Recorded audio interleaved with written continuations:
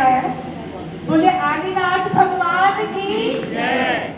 बोलिए महावीर भगवान की जय। और आज के आनंद की भी जय हो, ऐसी मैं प्रेरणा करते हुए शुरुआत कर रही हूँ।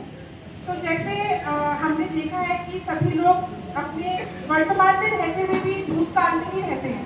मतलब जो कुछ भी घटित हुआ हो, हमने किसी के साथ किया हो या किसी ने हमारे साथ किया, उसके बारे में ही सोचते रहते हैं और अपने समय को, जो भगवान ने हमें ये समय दिया है, उसको वेस्ट करते रहते हैं। तो किसी कवि ने खूब लिखा था कि श्वास श्वास में प्रभु जपो, श्वास श्वास में प्रभु जपो, श्वास श्वास मत खो, क्या पता इस श्वास का फिर आना हो ना हो, क्या पता इस श्वास का फिर आना हो ना हो। तो इसलिए हमें हमेशा भगवान का चिंतन करना चाहिए।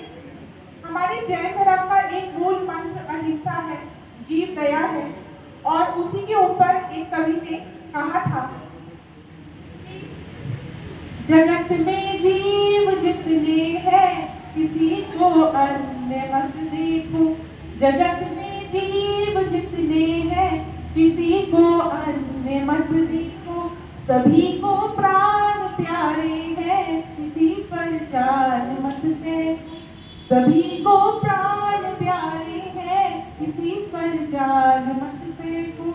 महावीर की ध्वनि हम सबको यह सिखलाती, किसी को कुछ दे नहीं सकते तो केवल प्यार से देखो, किसी को कुछ दे नहीं सकते तो केवल प्यार से देखो।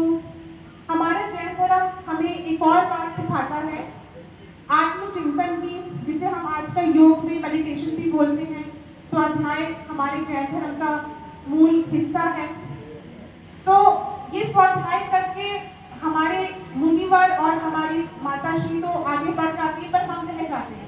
हमें भी नया जीवन मिला है, हम भी वो कर सकते हैं, हम भी मुनि और माताएं बन सकते हैं, पर हम बनते नहीं। ऐसा किसी चीज को ध्यान में रखते हुए कवि ने कहा कि रिमझिम बरसात में मोती पिरोता है कोई कोई, रिमझिम बरसात में मोती पिरोता है कोई कोई, नर जन्म को पाकर सफल बनाता है कोई कोई।